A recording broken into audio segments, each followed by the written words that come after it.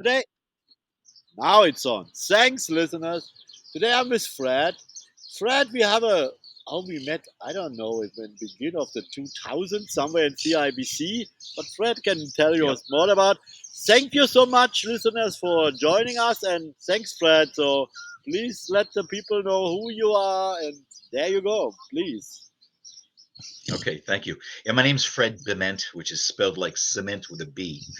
Um, and I've been involved in professional selling for something of more than 40 years. Started in the early 1980s. Um, and before that, I received an electrical engineering degree. And what was happening in the early 1980s is that companies like IBM and Digital Equipment Corporation and others would only hire people with engineering degrees because it was a very technical sale. Then they would teach them how to sell, and things have changed dramatically since then. And I'll talk about that in a little bit. But first, what I want to do is talk about the very first time I ever sold anything. Okay. Um, when I was about 9 years old, my parents, and by the way, I'm the eldest of four boys, All so right. it was always chaotic in the house. But I Okay. was about 9 years old. My parents decided to buy a horse, and so I helped my father put the fences up. I helped him, get the barn ready, etc. And in comes the horse. Well, this horse was a gelding, um, which is a neutered stud, and that kind of horse only produces two things, and those Okay. two things had to be shoveled out every single day. Oh, of Okay, course. and so that was my job because I was the eldest and the strongest, etc. And so there was a wheelbarrow and there was a pitchfork, and it was my job after school to remove that and put it in a pile in the field. Well, that pile accumulated over time, and when spring came around, because this is in New York State, so things are cold in the winter, but when spring came around, that pile began to smell. And so my father told me he wanted me to take that pile with the wheelbarrow again, and he wanted me to spread all of that out over the field so that it would become part of the soil. Right. Oh, So okay. I looked at that pile and I looked at the wheelbarrow, and I walked into the barn and I got a hammer, nails, a piece of wood, and some paint. Okay. And I went out into onto the front of our house, and we were right on the road. And I nailed the piece of wood to a tree, and I painted on that piece of wood horse manure for sale. Oh, yes. And yeah, and so over the next couple of weeks, a lot of people stopped by because the font was pretty small, and they thought we were selling the horse. And my parents said, no, no, no, no, no, we're not selling the horse. But eventually, after about 2 or 3 weeks, a guy came by and he brought his truck and he brought his own pitchfork and he filled that truck up and he gave me $5. And $5 in 1965 was a king's ransom. It was an enormous amount of money. Okay. Five And US he did dollars. You have to mention US dollars. There are a lot of dollars out US there. dollars. Exactly. It was US dollars. If I don't sound like an American, I don't. No, but So it was, it was the most amazing thing because the amount of effort that I had to put in to remove that pile, right? At least it was about a half a pile, was virtually none. No work whatsoever. 2 weeks later, after that, he came back one more time because he had a mushroom farm. Okay, okay. and he needed this in order for the mushrooms to grow, and he filled it up one more time, gave my parents a bottle of wine, and gave me $5 more. Right, Wow, another and that's sale. what Wine and another $5. exactly, and that's when I learned that one can make more money from one's wits than from one's muscles, That's a and good lesson. Yes. it began a long, illustrious career of selling, including magazines. There were some times when I was selling used sound equipment when I was in university, etc. And I just found, especially when I was going to school for electrical engineering, because I went to what is called a cooperative school, Northeastern University is a 5-year university. 4 of those years, they put you in a job. I found I didn't like the electrical engineering job, but what I did like is talking about the projects. And the thing that I Okay. found out was that they pay people to talk about projects without actually having to do any work. So this is the Okay. second time in, Right. in my illustrious sales career that I learned that the soldering iron and the testing of circuit boards and things like that, the work that I hated, I didn't need to do that work. I could actually just talk about a project, and somehow I could become someone's employee by doing that. And that was the first thing that I did when I got out of university. Took a job with a company by the name of Tektronix, who competed with Hewlett Packard in the test and measurement equipment. And Okay. again, it required an electrical engineering job to do that, because you were going out and taking this test and measurement equipment into the laboratories of these computer companies, etc., and showing them, demonstrating to them how this test and measurement equipment would work with their computers and their circuit boards and things like that, right? So Yeah. you had to understand how all of that worked, and you had to understand how the test and measurement equipment worked, and you had no assistance whatsoever. There was no such thing as an engineer who would assist the salesperson. The salesperson was the engineer, and that was me. Okay. Right. um, so one of the things that changed, as I mentioned, back then, they would hire someone who seemed to have an outgoing personality and had an engineering degree into a sales position. But it was the responsibility of the manager of that person, the hiring manager, to teach that person how to sell, because they were basically hiring completely incompetent um, college graduates who had no idea how to do this job, right? And they had to curate those people and turn them into professional salespeople, and calling on big computer companies and Raytheon and things like that. And it was a very, very different job back then than it is now. Very Right. different. These days, my observation is most people who are in sales management jobs measure their salespeople's productivity, right? How Right. well they're doing in a specific sales situation, how well they are closing deals on a quarterly basis, whether or not they're meeting their annual goal. Most of management these days is done with a spreadsheet or with a tool like Salesforce.com. There's very little teaching that goes on, right? Which makes it Okay. remarkably difficult to break into an enterprise sales position like I did in the 1980s. But now I have a question. Okay. Not to go to your history, but you mean maybe I was always when I started in IT, I started actually with selling computers. At that time, Mhm, the computer looked different from what they're looking now. But I don't want to go in details. But then I became a consultant because I got the knowledge. I was a programmer. I got the knowledge of identity and access management. But I started with client server, Novell, this stuff. I worked for Novell. mhm, I did support, and but I always when I studied IT and economics. So that helped mhm, me later to understand what actually accounting is doing because I went through this. I went to an accounting department because that's what I studied, and I studied not only the theory. I was in a factory who manufactured freezers, and I saw I saw IT, I saw marketing, I saw accounting, I saw HR. So I went to all these departments in that time, right?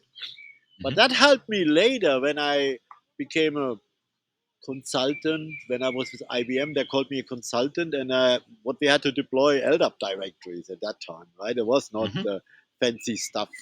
But before IBM actually bought this other companies where they become identity manager, right? I call it even different, right? Right. But what I want to say is now these days, because I took a break and left Canada and went to still going to a divorce and just wanted to find myself and enjoy life. Okay, so that's why I went to Spain, and but I started also. I own a company in Malta, a part of it, and we started with stuff like artificial intelligence, and I was always on the edge of technology, right? So Hmm. now I'm doing that, and I enjoy it because it's new technology, and it comes back also to identities and cybersecurity. Because if you think, I don't know if Scylla Security has also an AI backend, because everyone, I mean, even SailPoint has this now. I mean, everyone comes up with this right now, right? Yes. But that's also not what my message was. I see selling, and I try to explain that to Caton. We know both Caton. He's another entrepreneur, has now two companies, sold one to the Shark Tank of Canada, Hersheywick, right? We want to mention that Yes. here, right? That's an achievement. Come on, right? It is an achievement. Yes. But I told him selling it for me, it's not like what you described. This is technology. I mean, the people wanted to give you their job, but you have no idea from sales, but you have the background of engineering, right? So that's what I understood. Yes. Hmm. But there was that time, and then the people train you, and now if you get hired, cadence, you make your number, you bring something in 3 months. If not, you're gone, replaced. That's what I experienced, right? Yes. They don't have Yes. the patience. I mean, No. and that's what I want to say. You sell with relationship. You have to take the time to convince them. I mean, we're not selling a used car what stands here on the road. You like it, you don't Right. like it, you drive away, right? Done deal. Quick deal. It's technology. It takes time. You have to convince him what benefits brings to use Scylla Security for my company. Does it make sense? Does it fit in my environment? Does it have the things what I'm looking for? They don't even know all the requirements, right? And here's an Right. example. Today I had a call with a guy from Italy. He owns beauty clinics, right? Hmm. And he's looking to automate customer service. Why? Hmm. Because when the women, or probably some men, but I would assume more women go to these beauty clinics, uh, want to be pampered. They want to be, they can choose. They're not only him in the market, right? Yep. So he has to do something special. And he told me today, oh, my requirement is, oh, they wanna have a message like 8 o'clock, but my stuff is not working 8 o'clock in the evening anymore, right? Hmm. And and Right. and so they wanna be pampered. They wanna be. That's why they make a decision to bring the money. And you remember, this kind of treatment that costs real money. I don't know. Maybe they start with 500 euros for a small treatment, right? So they can choose, right? It's like a dentist, if you think about, right? Same. Yes. No, dentist is only teeth, but that's the whole body, whatever, right? So, and he was happy because I told him, yeah, why you not automate an artificial chatbot? What that means, that takes care. Hmm. They ask you when you are available, when you have a slot, when they ask all these frequent questions. They don't need to Hmm. call and wait in the line for someone said, oh yeah, that's this, and they're maybe not motivated because they got 10 calls at the same time. But the chatbot doesn't care. He said, okay, that's the answer. I mean, that's a question, and that's the answer. And by the way, the back end learns from the communication, right? So maybe the first time Right. he said, "Oh, sorry, I can't answer this, but I will ask my manager." But it keeps going. The people feel engaged, and that's the new way of selling for me. It's through a community. Now you like it. It's fancy. My WhatsApp, it pops up, and I called him Romeo, the new chatbot. Yeah, Romeo said to Lila, "Oh, we have time tomorrow. Would you take this slot? Come on, she felt pampered. She take it. Boom, done deal, sale, right? Right. Right. That's. I mean, now I envision it. I mean, that's recorded, but that's how I see it. How the future will be. It's not replacing human beings, but it's just giving another tool. Now, maybe you're the salesman, you can pick up how was the service. You have a totally other conversation because they're already happy, right? Right. Exactly. Yeah, you mentioned a couple of things. There's a great book, and the title of the book is called Insight Selling. not inside, but insight selling. And it talks about the three phases of business selling. Those three phases are connect, convince, and collaborate. Exactly. Um, and so initially, you've got to find a way to have common ground with the person individually. It may be that you're about the same age, or you grew up in the same area, or you have a similar interest in sports or some hobby or whatever that happens to be. But that's the first thing. You have to establish some kind of common ground that you have, um, before you can proceed into the next step, and that is, to your point, to convince them of your idea, right? Whatever Right. that happens to be. Right. Now, obviously, there is a product or a service behind that idea, but you have to convince them of your notion and of the way in which you see things that can be disruptive, or it may be a new way of doing things, but it's usually a new idea. Right. And then, but the ultimate objective isn't to close the deal. The ultimate objective is to work in collaboration in some form or fashion. Okay. Right. Now, usually in enterprise sales, especially as it has to do with technology like identity and access management, there's a project that is going to be part and parcel of that. That's going to be the deployment of the product or the service that's delivered, and that project is where you get the opportunity to collaborate. Right. And these days, there's more focus on the nature of that future partnership and that collaboration, that working together to a successful end, than anything else. Because um, big projects, especially projects in the tens of millions of dollars, have a tendency to fail because somebody in that process, in that project, in that implementation, failed to hold up their end of the bargain. Okay. Right. And so this objective, this looking into the future and seeing that it's going to be the land of collaboration, is the new way of doing things. Right. Okay, attempting to just simply sell something and then run away from the situation as fast as possible is, those are bygone days. That don't exist anymore. Right. And so, what one of the things that I have decided to do is to join some advisory boards. And I go back to my original point.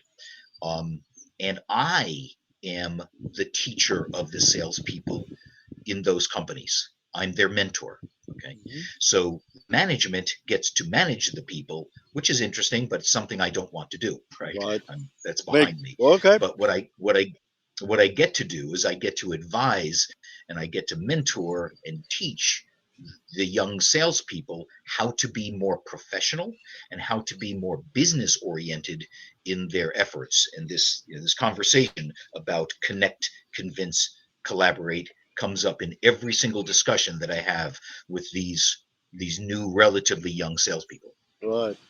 So that reminds me also that I did so many identity access management project, privilege access management project, and so and I mean, and I've seen, I would say, 90% failing, and, Yeah. and you're right, because it becomes too complex, or there's so many politics and whatever, right? So there are multiple reasons for that. It was not, most of the time, not what product they choose, but they didn't understood how complex that is to put it in and then to convince the people to use it, right? Hmm. So Hmm. they got all this resistance. I mean, that's a good example, privilege access management. So you have this, like an example, Linux administrators, they know what to do. If someone comes, they have their process. They do this for maybe multiple years and they're good in it, right? But now comes this cyber arc project who puts them another tool in the middle, and maybe they have resistance because they don't like it, makes their life complicated, right? So that's why Yes. they hesitate. And then that can go even so far that they convince the decision maker, no, we don't using this, right? So what I have learned when I had this cyber arc project I was involved with the Bank of Canada. Well, what an interesting account. So we had to do, how they call it, change management. Okay, Hmm. so they hired Hmm. change management people who did this kind of selling. You sell again the project internally, right? So you make Yes, you it do. nice. You get the people involved. You do come up with training because they need to be trained, right? So and then we from the project we had to support them because they didn't know about the technology, right? But this became a kind of training and quality assurance testing, so like a hybrid, right? Because you could combine this in a way, right? Hmm. So you had to adapt the way how you deploy this kind of projects because they're so complex, right? Hmm. And but by the way, it made that project even more expensive because you're adding more and more teams, and more subject matter, subject matter experts to it, right? Yes. So so if I see this, a Bank of Canada or a TD Bank or whatever other bank in Canada, even the government, they can afford this. But now come back to smaller companies, they can't afford this. So Hmm. how you how you deploy and sell this kind of things. So remember in the Alexa days, and you remember this. The deal was why, and you sold it, but you can correct me if I'm wrong. But that's what I heard from Big, the ex CEO, right? Or they promised them in 3 months you put up a server and you do your access management report, right? That was the way they sold it because you don't need this Right. complex deployment. You just put it in like a black box. We configure it, we run it, and you get your report in 3 months, maybe 6 months, right? That's why many people actually bought it, right? Small accounts, right? Of course, it didn't work with Deutsche Bank or Commerzbank, another example, but the small ones, the SMB, they bought Alexa at that time because of that, right? Hmm. Hmm. Tell me if I'm wrong. Tell me if I'm wrong.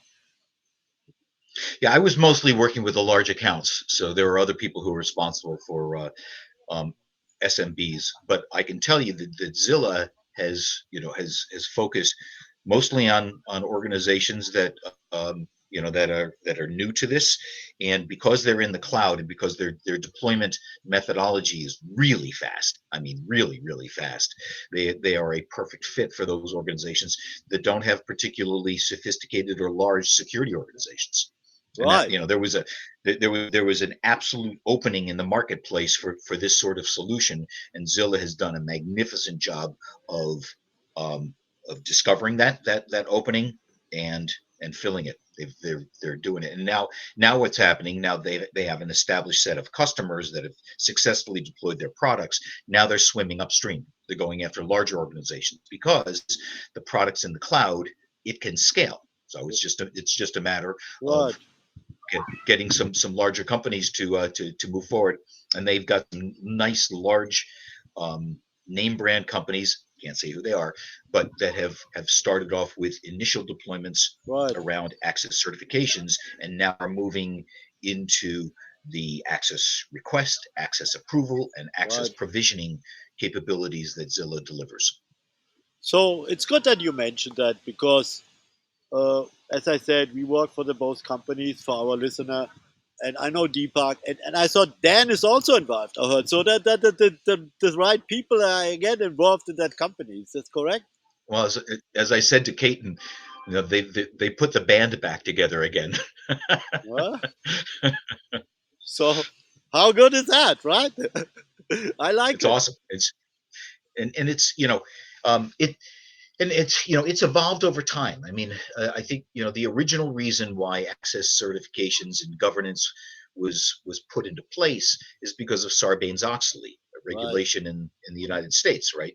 Then in Canada, OSFI, particularly with the banks, started to require the same sort of diligence and periodic reviews. right, Uh, but what has changed over time is way back when in the original instances of this, most of the data and the applications existed in the company's data center. right, Now it's all migrating to the cloud. So you've got this mixed mode situation where you've got to be able to manage the access that's still on premise, right? And you have to manage the access and privileges out in the cloud. And then on top of that, now there are all these artificial intelligence initiatives, and Right, there's data required. Artificial intelligence requires context, and right, context requires data, right, and now you've got a data governance effort that's going on to make sure that the data is well protected, that is going to be used by artificial intelligence to provide business value, right? So there's now another layer of, if you will, business complexity. And same thing happened when folks started to move to the cloud. right, It was the business that was driving the organization to the cloud based upon the capabilities that were out there. And then, of course, the IT and information security organizations had to deal with the fallout of the business going and licensing capabilities that were out there in the cloud. So right, it's evolved over time. It's become more complex, which then requires the next order of magnitude of capability in a solution that helps simplify it all, because fundamentally identity and access is the integration of the business, which needs that access and needs to right. use it effectively, and the IT and information security organizations. Okay, so one thing is, I have as I am also the producer of this podcast, I have a kind of time frame and we're coming to an end. But here's a suggestion. It's a very interesting topic, and I'm wondering if we could have find in the future another time where we could talk. Actually, two things I like to talk with you. One is the direction to introduce more Mozilla security, and maybe we could involve all someone from the marketing department or so. But the other thing, what I really like, what could be between you and me, is this kind of you as a mentor for business development and selling, right? Because I see some Mhm. value that you and we could go on and say maybe more practice if someone wants to go in that business, how she should say, and we can share our experience what we have out there. So how that sounds to you? Sounds fine. What'll probably happen is I'm going to be working with the marketing people at Zilla, and I'll let them know, and of course Deepak, about the things that we discussed earlier, and then just introduce you in, and then you can talk to the Exactly, marketing and folks, yeah, and you guys, exactly, you can you yeah. and And then then on the other front, as it has to do with, if you will, the new way of managing folks, and my participation in the education process, as well as the the new way of getting into sales and progressing. Happy to talk about that as long as you'd like. That's one of my favorite subjects. thank you, Fred. Thank you. I mean, because I see me also. I, I don't want to talk about my age, but I have a lot of my mileage. Let's call it that way. I have a lot of mileage, and A lot of numbers on the odometer. I same, exactly, same here. exactly.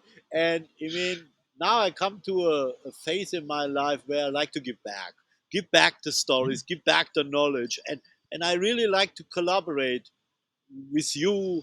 I found a guy from Denver, Colorado. He's 65 years old. He's an English teacher. So I help him to promote because he wants to teach English online. He wants to travel. He wants to, so I help people to promote their giving back projects. So that's how I call it, right? And yeah, and then that's cool. So again, thank you very much. And let's find some time in the future and keep going because I think what we have something to offer you and I, Fred. Do you agree?